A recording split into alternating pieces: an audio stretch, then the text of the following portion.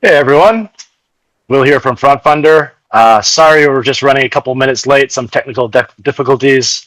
Just want to thank everyone for joining today. I know it's a busy time of year, especially with the month and quarter end, and for some individuals, year end as well. Super excited for today's conversation. We've got a really strong lineup all about the modern playbook for scaling smart, how founders should be thinking about capital, how this connects to cash flow, infrastructure, and actually supporting growth. Well, with no further ado, let's introduce our panelists. I'll keep intros quick so you can get into the good stuff, but I'll make an introduction and then each panelist can do a quick blurb of themselves after as well.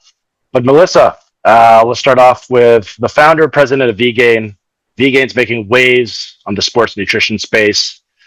I'm super proud of them as well, as there's a former FrontFundr alumni, seen some massive growth over the last few years, and she really brings the great operator's perspective. Melissa, can you give us a quick snapshot of what your focus is on right now? Hey, absolutely. Thanks, Will. Hi, everyone. I'm Melissa, founder of VGain. We're a plant-based sports nutrition company based in Vancouver, and our entire MO is to make highly innovative, highly differentiated sports nutrition products that are 100% plant-based, but outperform every other product on the market, vegan or not. And I'm really excited to be here and to share our journey with you guys. Thanks, Melissa. Now we have Dara Burke, head of North America of Swoop Funding. They're an awesome company helping finding and tailoring capital solutions for companies across the world. Same to you, Dara. What's on your mind right now with companies scaling on the infrastructure side? Appreciate the intro, Will. So Dara Burke, head of Swoop North America, as Will said, and again, our company is all about connecting businesses with the right source of capital. So based on their needs, based on their eligibility, and also helping them get better insights on their company. So based on their data. So really looking forward to getting stuck into the discussion with everyone today. Thanks for having us on. Thanks, Dara. And last but not least, Eric Coe, leading partnerships at Airwallex, kind of right in the middle of how companies are actually scaling with infrastructure and payment standpoint. What have you been seeing? Thanks, Will. So at Airwallex, we're really here for that next step after you've gotten the funding through Swoop or FrontFundr or anyone else to help you manage the scale as you go international, as you go cross-border, and really, consolidate your finance stack to make it easier for you, your investors, anyone internally to manage and have visibility on what you're doing from a finance perspective. Awesome. Appreciate that.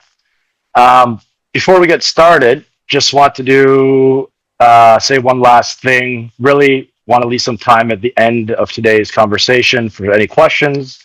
So feel free to drop them in the chat. And as we go, we'll get to as many as we can. But yeah, let's get things started. Maybe we'll start off with Melissa. With yourself, just take us back to the point before kind of your big milestone with your raise. What did the business look like at that time? And what were you really trying to unlock going into the next phase of growth?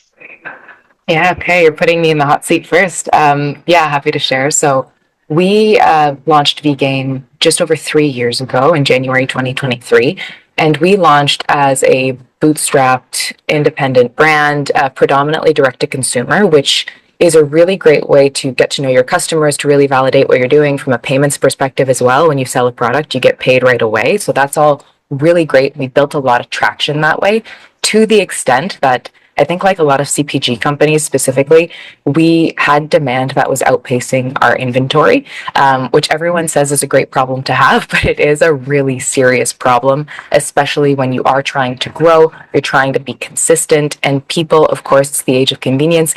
If their product's not available, they're going to start looking for someone else. So we had done all of this work to acquire these customers, and then we were having trouble because our inventory just wasn't keeping up.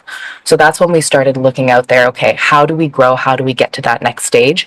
Even to the extent of growing into retail versus direct to consumer. Purchase orders are great, but how do we finance them?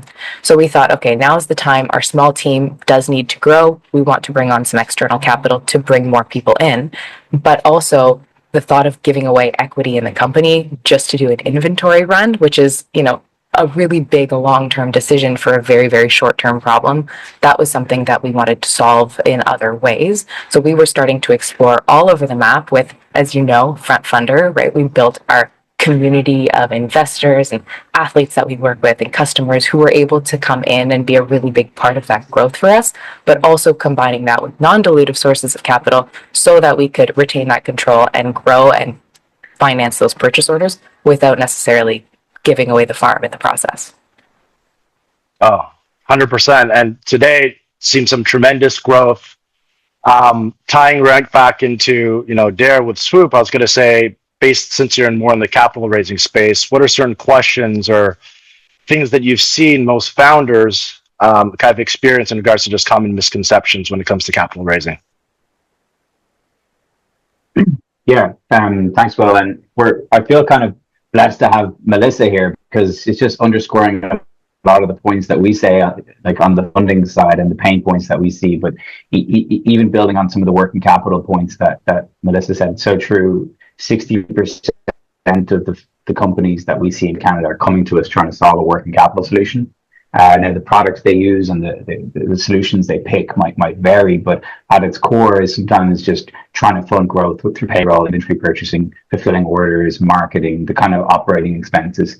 But to go back to the misconceptions or the kind of lessons that we see founders learn along the way, equity point. So again, building on something that Melissa touched on, equity is not free.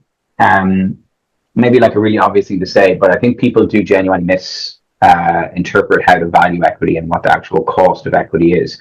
Everybody understands an interest rate, I feel. A bank's willing to lend you money and they'll take 10% every year for the balance.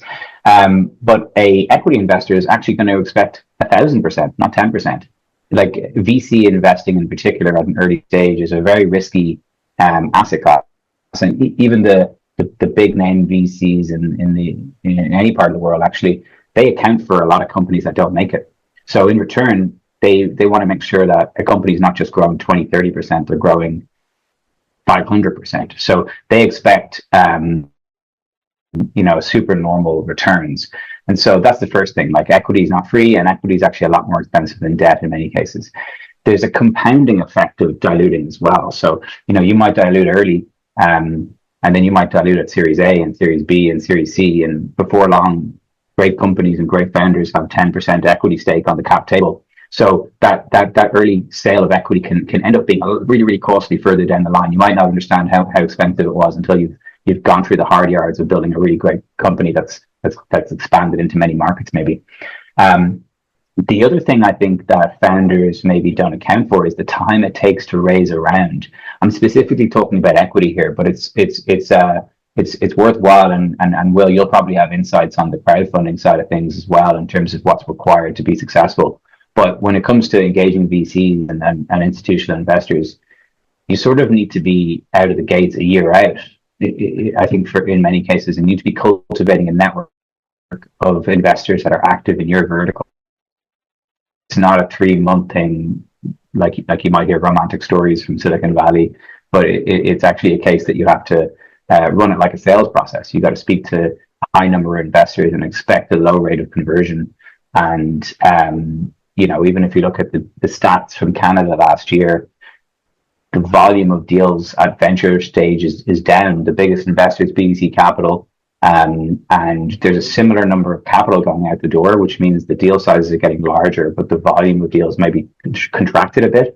So it is harder to get early stage deals done in Canada based on the most recent set of data that we have. But yeah, timeline, you need to be starting really, really early, a year out, I think, in terms of building your network of investors that you can speak with. And then finally, I'd say understanding the metrics that matter. Like, what KPIs do those investors that I spoke about care about? Like, have a conversation with them. What's in their models? Because it might not be the same as your financial model. So it's important to understand, like, what are the KPIs that they genuinely use to benchmark opportunities against one another on? And you need to incorporate that in your own management reporting. So what's on your HubSpot dashboard? What's on your dashboard that Claude serves up on a Friday? That needs to mirror what the investors want to see. Thanks, Dare. And I couldn't agree more. I always think about capital raising like a sales process on steroids, right? Everyone's super optimistic. Everything's going to come through. even all the different issuers we work with, I like to make sure that they have a plan B, C, D, E, F. They all hope that that one investor is going to come through, and in a perfect world they do, but rounds are taking longer and longer, and if companies aren't planning effectively, you might not see them the next quarter, 2 quarters after that, especially if there's a downturn in any way, shape, or form. So just being very diligent around that is key. Melissa, any thoughts on that? Because obviously with yourself, you've never raised a crowdfunding round prior, and kind of to what Dare was saying before, it has a different spin on it on the equity piece. What really resonates with what Dare said in regards to some of the misconceptions? Oh man, it's given me 1,000 thoughts. I was even taking notes. It was how my brain was going a mile a minute. But everything you said is so true. And just speaking from my experience and from where I'm sitting, and the particularities of being a CPG brand, being bootstrapped, all that, it's such an interesting time. CPG in particular, we kind of went through the ringer with COVID, and then port strikes, postal strikes, supply chain disruptions. There was a really tough period. That, and paired with the current economic situation that we're in, does make it really difficult for people to raise money. We've seen from our perspective, also from friends of ours, other founders in the space, that it is really hard to raise money. And because of that, people are bootstrapping longer. You're really grinding, you're really building. And I think that does make for really solid brands that believe in something. However, it makes it that much more difficult to give it away to people who might not be aligned with your vision and with what you're building. When you've spent years really grinding it out, not getting those checks from the BDCs, the institutions necessarily as early as previously, you do want to make sure that the people who are coming on board are aligned, because Dare, as you were saying, equity is the most expensive form of capital. Once you give it away, you are not getting that back. So to find those people who are aligned is really important. And to be able to do that, I was very fortunate. We went right in after having these conversations, assessing what was out there. We went right in with FrontFundr and decided, the people who get what we are doing the most are our customers, are our community, and the people who've been buying our products, subscribing, getting it shipped to them like clockwork every 4 weeks. So to be able to bring those people in who are just along for the ride, they're already so excited about what we're building and are aligned with where we want to go. Because another piece I think a lot of founders may not think about right off the bat is, what are the goals of your investors? Yes, make money. Everybody wants to make sure that it's financially viable for them. But is it really to flip the business in 2 years? Do they want to build something that is an institution that's going to be long lasting, and maybe it'll be like a 5 or 7 year horizon before you exit? Will you ever exit? And to check in with yourself and make sure that it's aligned with what you really want as well. Because the way you build your business, if you plan on exiting in 2 years versus 5 years versus 10 years, is very different. And you need to make sure that you have people on board who are in the same boat and who really align with what you're building as well. Totally. Awesome. I'd even jump in on that last one. Like, I know that the flavor of this webinar is international expansion. That's another consideration. Like does your VC have the ability to give you something that's different, or something more than just capital? Which is like one of the lessons that people always come back with is like, take smart money. Like, is there partnership opportunities? Is there collaboration opportunities with the portfolio company? Do they have networks in the market that I'm shooting for? Like, those are considerations that you should be thinking about when it comes to equity financing. So very, very good point. I think you mentioned something else about bootstrapping. One of the other things that I think everybody's probably noticed over the last year is how far people can get with product development now with AI. Like, what previously took a seed round, might be a couple of weeks' work for someone who doesn't even have a tech background, which sounds crazy, but that's the truth, and that's what we're seeing. Super interesting around that point there. I was going to say, though, even with swoop funding, we've really been talking about the equity piece. With swoop funding, you kind of cover the whole gamut of different kind of sources of capital. What's that landscape look like, especially in Canada now? Like, we've definitely heard of the different kind of grants and programs that the government invests in to kind of support Canadian innovation. But, in your experience, where do founders leave a lot of money on the table, or certain things that people should be looking for? Yeah, I'll probably start with grants on that note. But lending is also really important to consider as well, as a kind of an alternative to expensive equity, which we've already kind of touched on. But on the grant side of things, this is a really clear and obvious place that business owners, mature and founders, but all kinds of business owners in Canada leave money on the table here. And there's lots of reasons. Like some of it is visibility and awareness. Some of it is time, because writing grant applications is not that straightforward and there's no guarantee of success. So, it sometimes does get deprioritized, I think. And then also it's fluid and it's changing all the time. So what was in scope last year doesn't mean it's in scope this year. And there's AI programs and food programs that are particularly those verticals, but they're changing all the time. So to call out some specifics, I think the biggest programs like SHRED, which is the kind of R&D funding grant program in Canada that's most well known. There's about $4 billion of that funding that goes out every year. And it's recently expanded as part of the most recent budget, so that number will go up. Huge program. I think it's very well known and people are well aware of it, particularly in the tech and the sciences space. But when you get into the food space and the agriculture space and the manufacturing space, I notice a lot of Canadian companies not taking advantage of this program. The nice thing about tax credits as opposed to grants is, and this is a tax credit, you're eligible and you apply for it and you get it, and then maybe the CRA audits you, but the starting point is you get that funding. Really important revenue source and cash source for a lot of companies in Canada. So I'd call that one out in particular. If you're doing any kind of process that could result in failure and you're trialing and erroring different things, whether it's ingredients or you're writing software code or you're moving people around into different processes, there's a good chance that you're eligible for that grant. IRAP is another one that's quite similar but quite local. So you're competing against companies in your local area. But again, a huge funding program that people don't take advantage of to the fullest extent. Going back to the theme of this webinar, one program called Can Export, which as the name suggests is designed to help people find customers in new countries, gets oversubscribed every year. So the application is actually just opened this past month for the current round. And again, it's not huge, but it's $50K that you can use to go and get on an airplane and attend a trade show, develop new customer relationships in another market, particularly hyper relevant right now with what's happening in the US. So there's clearly a big motivation from the top to help companies trade more with Asia and the EU. So I think there's going to be more programs opening up through Can Export. I mentioned food already. The area of agribusiness and food technology has been kind of called out as a big priority. So we're already seeing grants spin up and funds being allocated through the BDC and the EDC and the FCC in that area. So if you're in that area, it's important to seek help in terms of finding grants, because there's good chance that some of your expenditure could be grant eligible.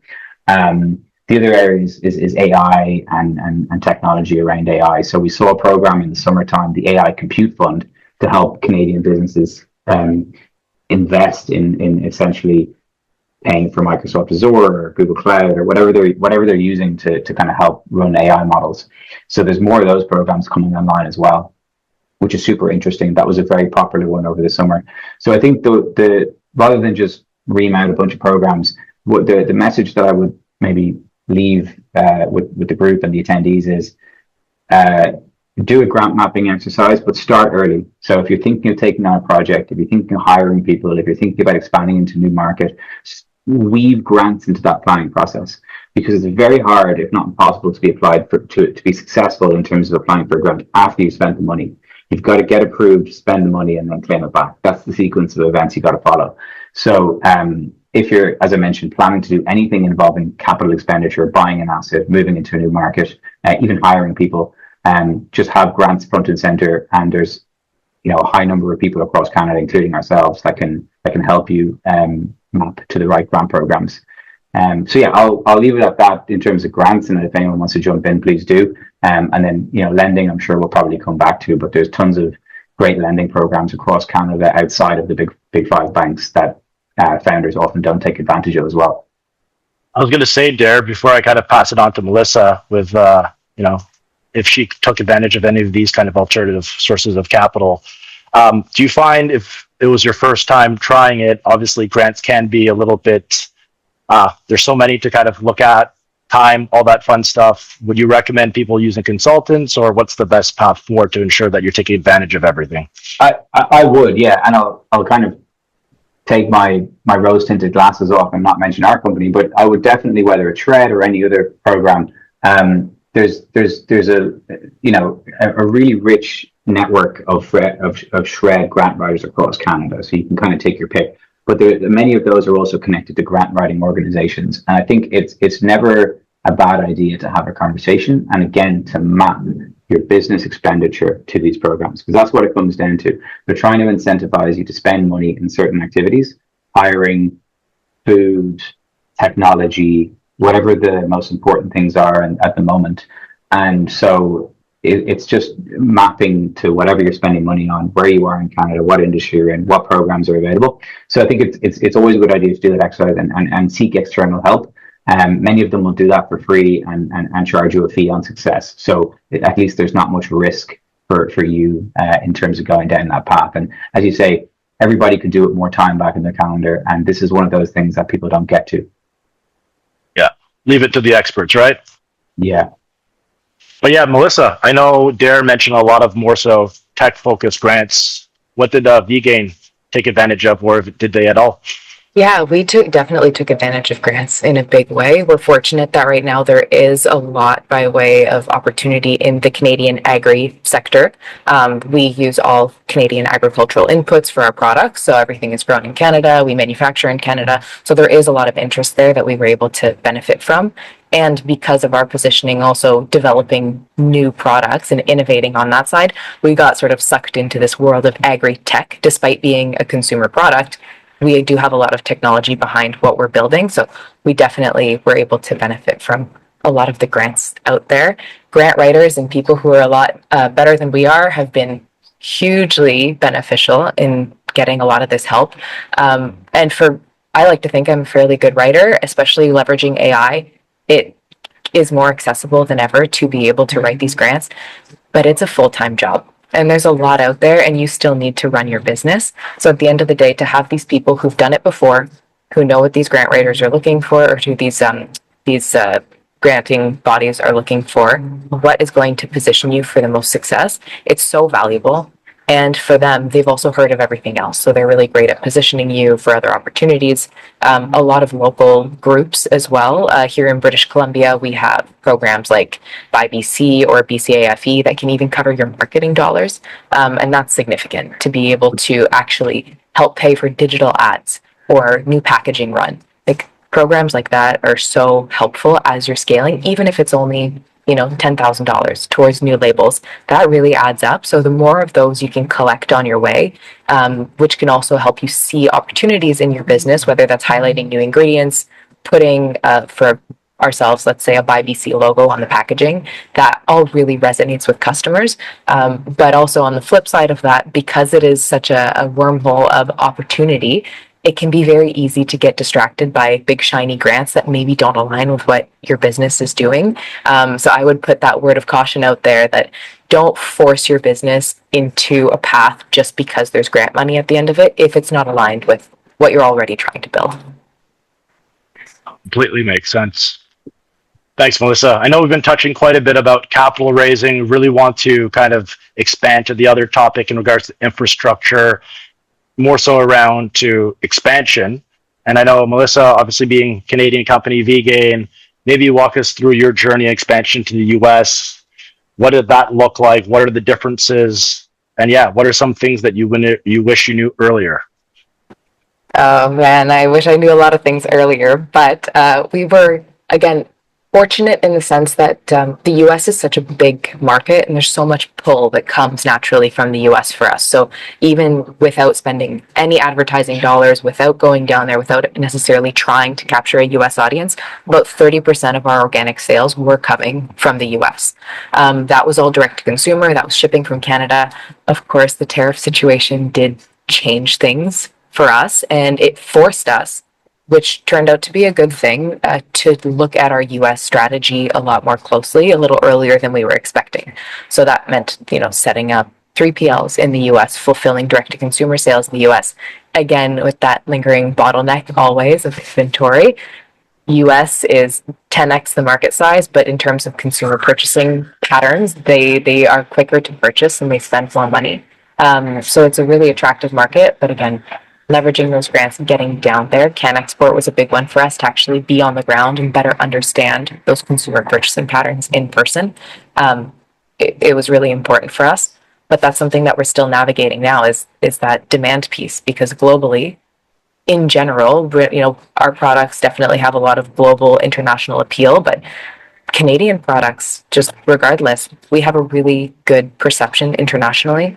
The double-edged sword of a lot of the rules and regulations that Canadian companies face mean that our products are really well regarded abroad. And everyone, if they look at our products and say, this is probably made on a mountain somewhere with glacial spring water and a moose in the background, if they want to think that, they can go right ahead.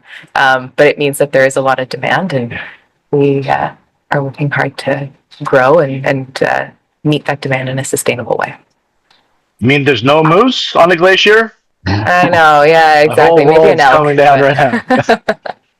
I was going to say, with Eric, tying into all the amazing things that you do with AirWallex, supporting businesses with this, anything really resonate on your end? And what have you typically seen in the market over the last while? I think, especially in Canada, we are inherently global. We're always going cross border, whether it's the U.S. or across to Europe or South America. Our businesses, they do tend to go global pretty quickly, and that's what we've seen from the AirWallex lens, at least. I agree with Melissa. I think the tariffs kind of made things a little bit interesting for us in the past few years.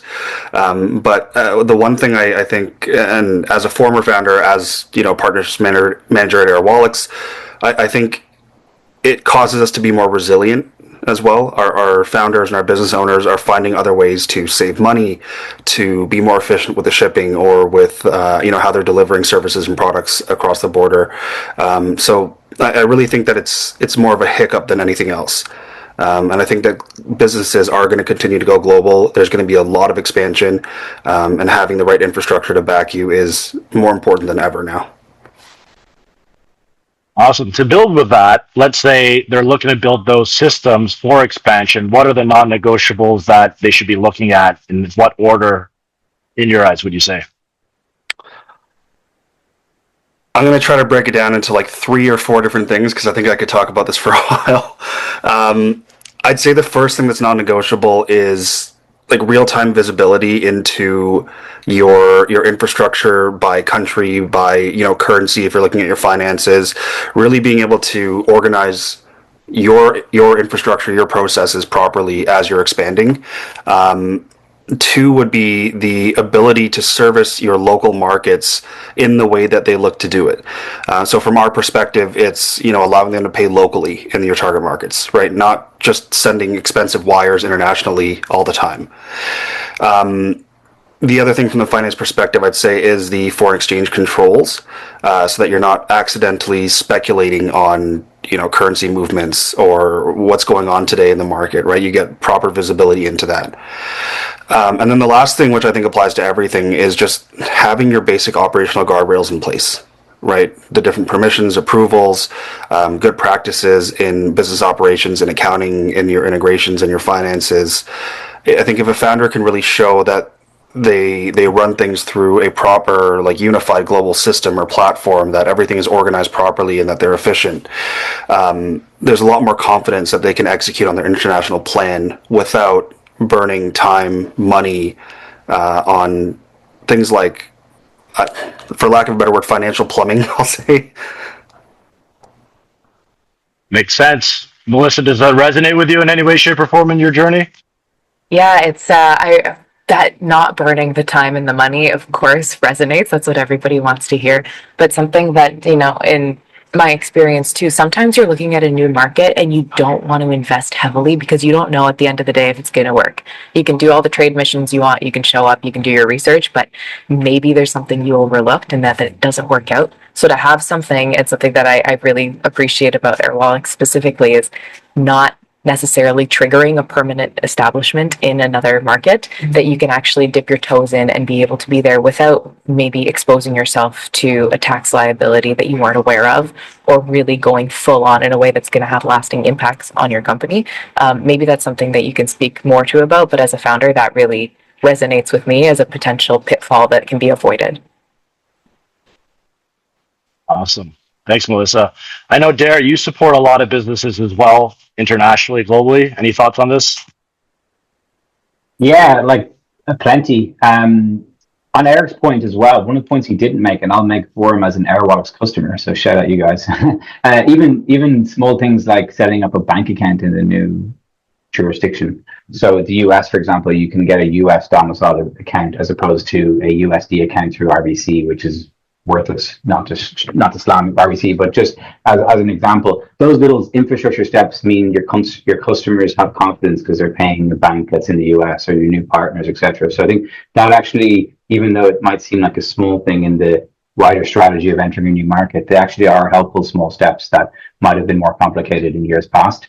I guess from our side, bringing it back to like funding and working capital, it's a new, like when you are expanding overseas, there's so much to consider. Building on what Melissa said, it's not the same as the market that you're in. The customers are different, the cost of acquisition is different, the sales time might be different, the partner is different.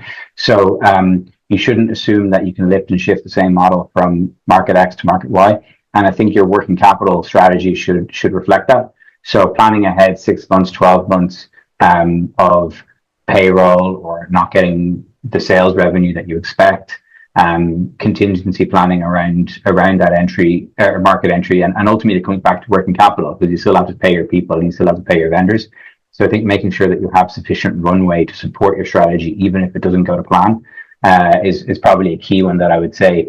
Bringing it back to Canada, and what you asked me earlier about underutilized resources, one that I didn't really mention was the EDC, export development in Canada. And I think we operate a business in Canada, the US, the UK, South Africa, Australia, Ireland, and our business is helping companies raise capital. So we have reasonable visibility over how people might operate as they expand into new markets. And I think that the EDC is pretty exceptional, actually, in terms of the way that it operates and the kind of programs that it actually makes available to SMEs in Canada that are trying to do business overseas. Probably doesn't get the recognition or the visibility it deserves, but they do things like offer guarantees on payments to suppliers in overseas markets. They do things like offer guarantees on credit facilities that might be used to fund overseas expansion. They even do direct funding as well, which they don't really shout about.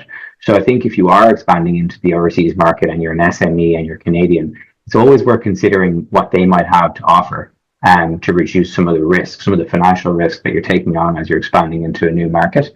I think the investor selection point, I made it earlier, so I won't ham it, but I think it's important to think about your equity partners. What can they offer you as you're expanding into the overseas market? That should be a consideration as you're kind of picking them. And then assuming you've got like some kind of product market fit and you're already generating consistent enough revenue in your home market, lending again is an important consideration versus equity, because equity will always be more expensive, and you might have products open to you like venture lending, which leverages your existing revenues, and again that can help you fund your working capital as you're expanding overseas without needing to dilute and sell some of your own shareholding. So yeah, lots of kind of points to consider, but I think making sure you have sufficient working capital to fund 6 months or more of your operations in the new territory. Picking investors in a smart way that can help open doors, taking advantage of the agencies and the crown corps in Canada that are set up to help Canadian businesses do just this. Grants as well. I think there's some good programs like Can Export and others. Awesome, Dare. Thanks for that. Melissa, were you going to say something? I was going to jump in quickly. I love everything you just said, and it's so true. There are so many resources available to us to help. And so for founders out there, start reaching out to your local trade commissioner service. Start reaching out. In BC, we have groups like Export Navigator who will help really funnel you all of these opportunities and do so much legwork on your behalf that is completely free of charge. So you're able to really build these relationships, and maybe you don't know what you're asking for immediately. That's okay. Just make the introduction and build that relationship with these groups, because there is so much out there for founders, for small and medium-sized enterprises in Canada. So yeah, to really be proactive and meet those people as early as you can pays off big time in the long run. I think you're on mute, Will. Yeah, you might be on mute. Sorry. Or you took a quick phone call in the middle of the webinar. How rude. I wish. No. Month end there. No, I was going to say, Eric, what are your thoughts? Because I know being a serial founder and advisor for multiple startups yourself, you've kind of seen anything to comment on this front? Yeah, I'm always going to have too much to say. I mean, one of the reasons why I did join Airwallex was because they were actually solving a need for me as a founder. I also wish that I met Dare back then. I remember spending quite a bit of time down in Alabama where we opened our last U.S. headquarters, getting a corporation stood up there, getting the bank accounts and everything. It's a hassle, and so being able to test the market through kind of a unified platform that has global accounts, being able to leverage a lot of these other grants and other programs that Dare touched on. I mean, we did Can Export, we did Shred every year, we did everything you could imagine, and we were part of all the trade commissioner missions as well. All those things together, I think, really help you as a founder, and you just need to be able to round it out with the right tools or software tools, whether it's finance or CRM systems and everything else. I think I remember the 2010s. I think everyone here probably does, when it was just kind of the wild west of growing startups. And I think now the market's kind of maturing, and we're seeing, that we can put together better infrastructure early on for growing the operations, the sales, and the finances of our businesses. Thanks, Eric. I was going to say, another question kind of directed to you, Eric, just to expand on some of the things that Airwallex does. I know as companies layer in, as we mentioned, equity, debt, grants, how important is to have a single financial infrastructure that handles multiple currencies, wallets, payouts from day to day, and what happens when that's missing, when you've seen for different businesses? Yeah, and I think, correct me if I'm wrong, but I think what you're getting at here is when your capital stack gets more sophisticated, right? Like you said, you're layering on equity, debt, and grants. I think the last thing that you want is equally sophisticated chaos in your banking systems. A single infrastructure for multi-currency accounts, wallets, payouts. It gives you one source of truth for cash, one set for controls, one place to plug into your tools and lenders. Without that, we have seen quite a few finance teams end up reconciling across, 5 to 10 platforms at times, which definitely slows reporting and makes it harder to give investors confidence. At Airwallex, we're kind of that layer, that underlying layer. It's the same platform that powers your cross-border revenue. It can also power your payouts, cards, and treasury, so that your capital stack and your operating stack stay in sync. And I think the key word there is staying in sync. It's really important to have everything concise, put together, really easy on the visibility for your investors, for your lenders, and for the others that have access into your financials. Yeah, it's a good point. I'll kind of add a piece on capital raising. Really, really hard, particularly at VC stage, maybe at lending stage, but particularly at VC stage. If you can't come up with an updated model or your CAC LTV the same day that you're asked, it's just a flag, and it kind of shows that you're struggling with your operations, or you don't know your numbers, or you're disorganized. So I think having software do the heavy lift for you and set it up the right way helps you raise capital actually as well. Yeah, if anybody's ever put together a data room, I think we've all run around at 2 a.m. trying to find that sales ticker tape, getting the trailing financial statements and everything to put together whatever the investors are asking for, right? Yeah. Any comments on your end about that, Melissa? I think it's pretty succinct. You need good information. You need everything. You need the source of truth to ensure that proper decision making is being made for both sides. Yeah, absolutely. I have been that founder at 2 a.m. trying to find all that info. So absolutely, the easier it is to get, the better. And then also on the Airwallex side and having everything in one place, ease of information, but also the flexibility, especially when you're dealing in multi-currency, not having to get force converted by that Canadian account in USD, etc., that you can kind of have that flexibility to convert on days that it's beneficial for you, or not have that taken out of your hands is huge. And so that's something that is a big help and makes a big difference. Those market rates that fluctuate from day to day have a huge impact on your business. I was going to say, any I wouldn't say any horror stories that you've seen, Eric, but when the companies don't set it up properly, have you seen some unfortunate events where, hey, if that was actually properly put in place, it wouldn't have happened? Yeah, I think honestly a few too many at this point. And it's not about like how much they're losing or how much they're paying in rates. To me, it's about how comfortable people are with the status quo. And so, like at our crux at Airwallex, we're kind of challenging that status quo, right? And I think in everything I've done, I've tried to do that.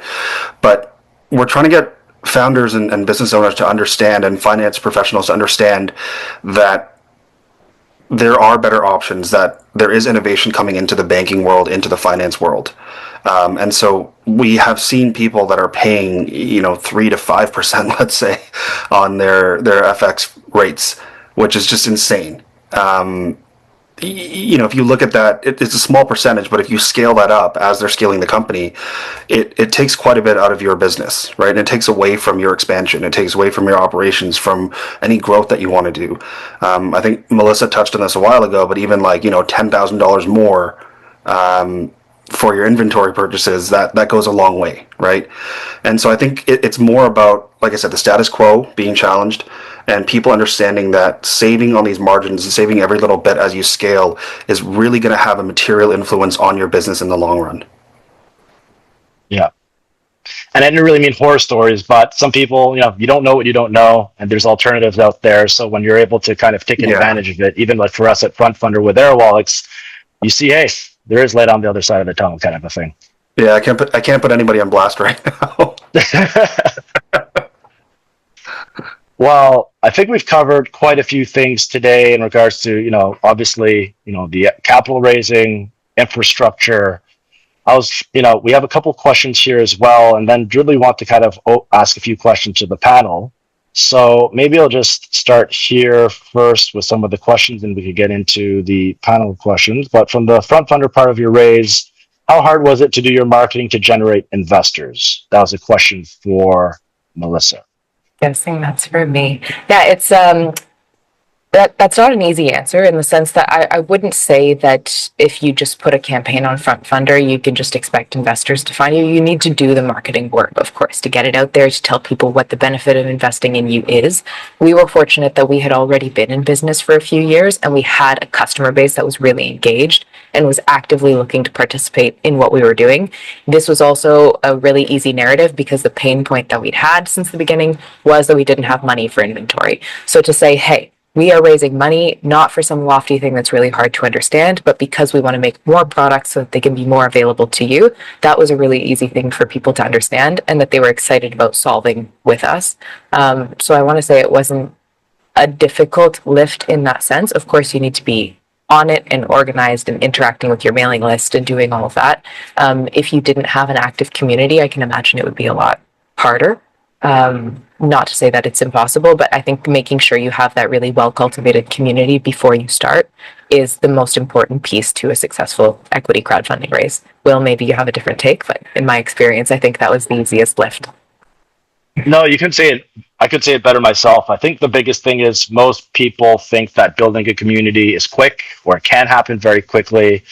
Most of the times that they try to do it is disingenuous. Like it's like any relationship, right? It takes multiple touch points where you build trust on both ends, and vegan is a perfect example of that. And some of the largest raises that we have ever seen on FrontFundr are prime examples of community building, right? We have Edison Motors, we've had Blossom, who raised $2 million in 6 hours last year, amongst multiple other companies that have raised on FrontFundr, and that's the key thing that kind of combines, success. Having a strong community, and then, hey, they're supporting you for your next wave of growth. Thanks, Melissa. It says U.S. account through who? I didn't hear that well. I think that was maybe directed to Eric. Probably, yeah. In the U.S., it's primarily through JP Morgan. I think what you're getting at there is, like, we have bank accounts in multiple countries. So anywhere you go around the world, you're going to get a local account that allows you to move funds on local payment rails. So like in the US, we do ACH transfers, we do EFT in Canada, we do SEPA in Europe, right? So we have accounts all over the world that allow you to bank there as if you're local, to Dare's point, without having to go there, incorporate your own company, open up your own bank account.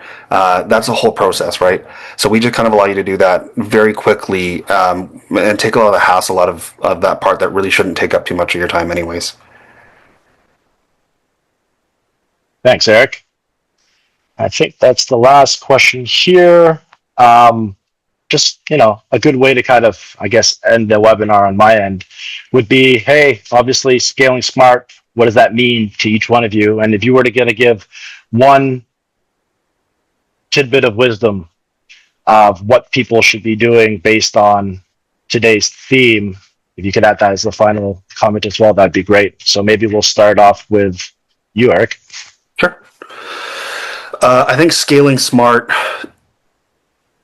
means being as prepared as possible. I mean, you're never going to be prepared for every situation, but being as prepared as possible with the right infrastructure, the right process, having the ability to pull answers very quickly if you need them for things like investment, right? To have the right infrastructure and process in place to be able to scale more easily across borders. It is terrifying scaling to the US from Canada the first time, I think. And there's a lot that goes into it with the raising, with, sales in there. So making sure that you are organized, making sure that you have good processes in place is really, really important. And I would say, definitely ask for a lot of help as well. Like people like Dare who are there to help you get through some of these grants and things like that, and get through a lot of the opportunities that are in front of you. To Melissa's point, it's going to save you a lot of time, and it's going to give you a better success rate. Like I don't know if I should admit this, I've never written my own grants. I've always used somebody else and asked someone else to help me. So definitely ask for help, be prepared, and have confidence in the motion that you're going in with. Thanks, Eric.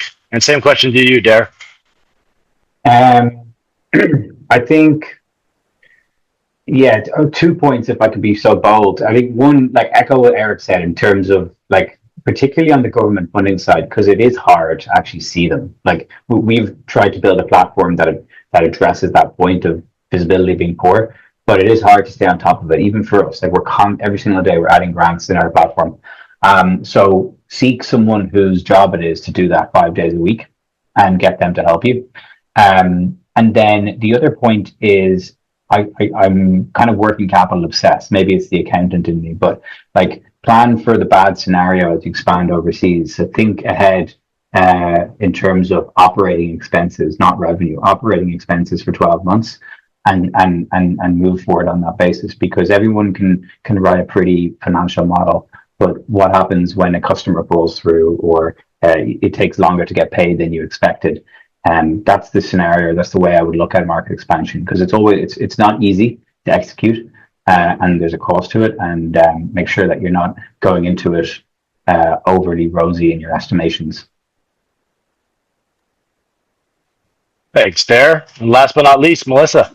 It's all great advice, and I agree with everything you both said. And be organized, be focused, ask for help. I would read that also as build community on the institution side, also with your customers.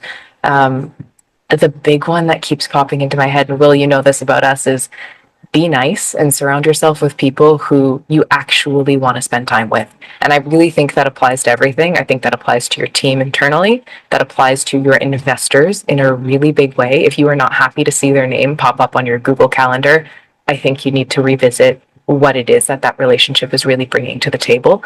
Because as much as you can plan and organize, there will be bad days. Things will go sideways, inevitably. Somebody who says they will pay you in 30 days will take 120 days to pay you. That's just one of the realities of life.